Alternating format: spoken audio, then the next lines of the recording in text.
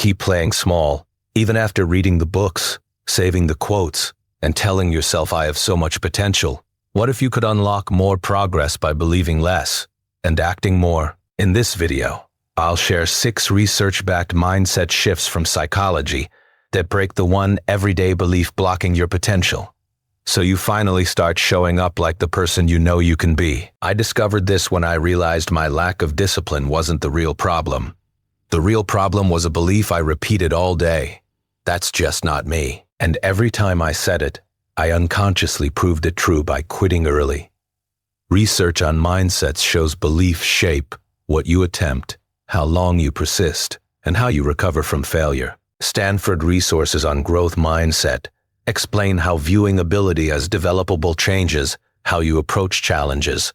Source: the problem is, most people try to fix their life without fixing the belief running it.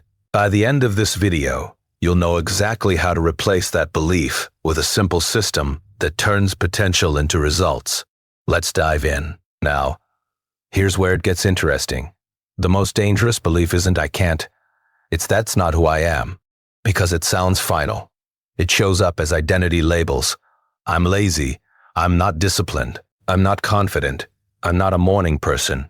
And once you label yourself, your brain stops looking for strategies. It starts protecting the label. A fixed identity feels safe because it explains your pain quickly, but it also limits your choices. Growth mindset research shows that when you see ability as developable, you're more likely to take on challenges and persist. Source: this works because your brain likes consistency. If you say "I'm not that person," you'll unconsciously act in ways that keep you consistent, even if it costs your future. So here's how you break it. First, catch the exact sentence you say most. "I'm not the kind of person who, yama." Second, change it to a builder sentence. "I'm becoming someone who practices Goramel." Third, pick a tiny identity action that takes under 2 minutes, because identity changes through evidence. Fourth, speak in process, not personality. Instead of "I'm lazy," say "I avoided the task today." A common mistake is trying to believe harder. For instance, instead of "I am confident now," try "I'll do 1 uncomfortable rep today." But wait, there's more to this, because your brain doesn't just label you. It also lies using your feelings. Most people don't know this, but your mood can hijack your logic. You feel overwhelmed, so your brain concludes, "This is impossible." That's emotional reasoning. It's when your feelings become your evidence. You don't say, "I feel anxious." You say, "This is dangerous." You don't say, "I feel behind." You say, "I'm a failure." Harvard Health explains cognitive distortions as mental filters that can fuel anxiety and misery. Emotional reasoning is one of them. Source: this happens because your brain treats emotions like alarm signals. And when the alarm rings, you don't sit and analyze. You escape. So you procrastinate, avoid, and delay. Then you never collect evidence that you can handle discomfort. So here's the fix. First, say the separating sentence, "I'm having the thought that." Second, name the emotion in 1 word: overwhelmed, bored, anxious, annoyed. Third, reduce the task to the next physical move. Open the laptop. Write the title. Put your shoes on. Fourth, use a timer. "I only have to do 5 minutes." A common mistake is waiting to feel calm. Instead, you start while anxious for 5 minutes. Now you might be thinking, "Okay, but I still don't believe I can do it." Perfect. Because this next piece is the belief engine. This next one is crucial, because confidence isn't a personality trait. It's a belief called self-efficacy. I can execute the next step. Self-efficacy is your belief that you can do what's required to get an outcome. Not perfectly, not forever. Just, can I handle this next rep? When self-efficacy is low, you avoid. When it rises, you attempt. The APA describes self-efficacy as belief in your capacity to execute behaviors needed for performance. Source: this matters because your brain chooses effort based on expected payoff. If you believe effort won't work, you won't invest. But when you start collecting small wins, your brain updates its prediction. My actions matter. So here's how you build self-efficacy fast. First, shrink the goal until success is almost guaranteed.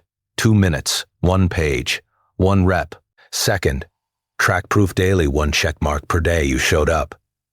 Third, use this phrase, I'm the kind of person who finishes the start. Fourth, design a win you can repeat even on bad days. Open the file, write 1 sentence, do 1 push-up. The common mistake is making goals so big you fail, and confirm the old belief. Start tiny to rebuild trust. But that's not all, because to make this automatic, you need a trigger that starts you before excuses show up. There's a scientific reason you know what to do, but don't do it. And it's fascinating. You're relying on memory and mood, so you need a default.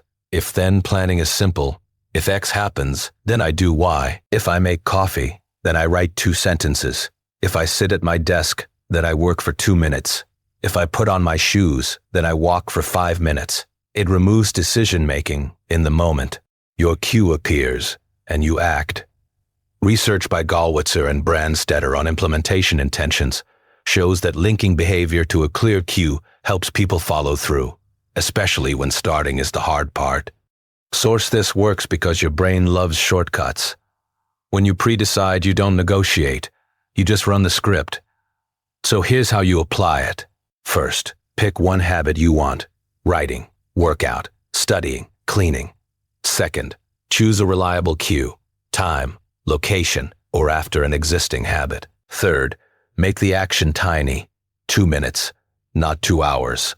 Fourth, remove 1 friction point: phone in another room, document open, shoes by the door. The common mistake is writing a perfect plan you never use. For instance, instead of, if it's Monday, I'll do a full workout. Try, if I change clothes, I'll do 1 set. You've already watched this far, so let me give you the fuel that keeps this going. Progress you can see. Now, here's where it gets powerful. Your potential doesn't unlock from big breakthroughs. It unlocks from small wins stacked daily. A small win is a visible step forward.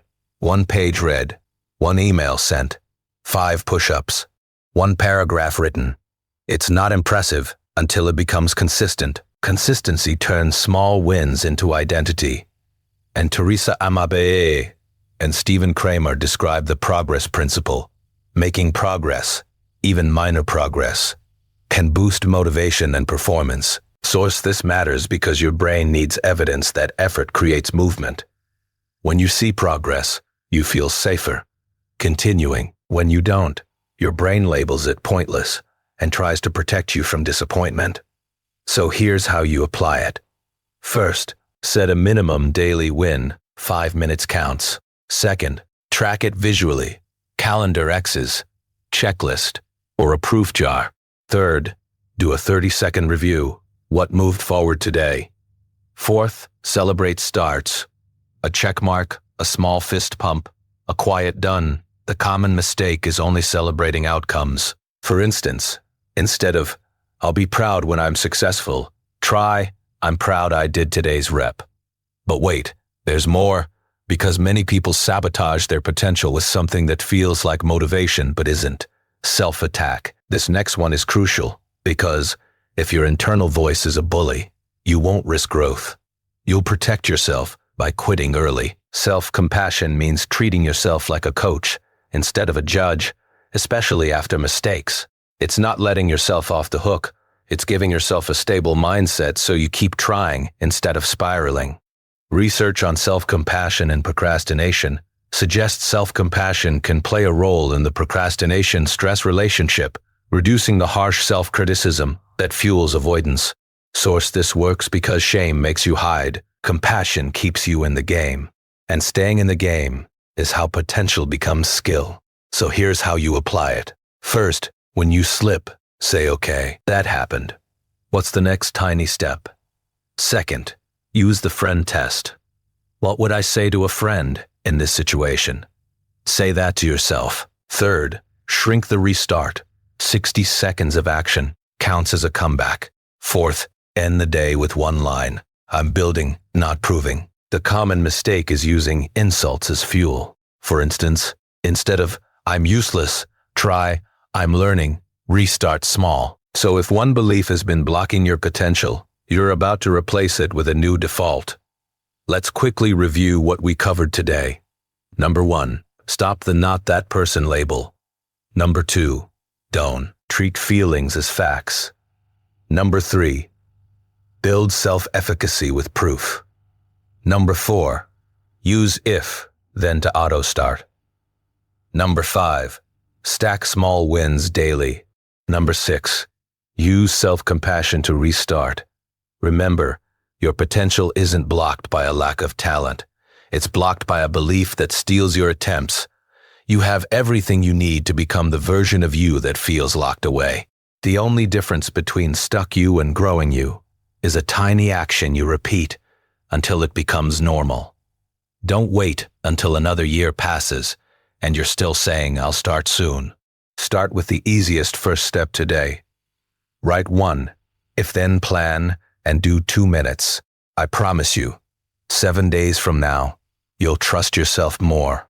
If you found this helpful, hit that like button, subscribe for more stick-figure self-improvement systems, and drop a comment. What's the belief that hits you most? I'm not disciplined, I'm too behind, or I'll start tomorrow. And if you want a full routine to build discipline without relying on motivation, check out this video next. Thanks for watching, and I'll see you in the next one.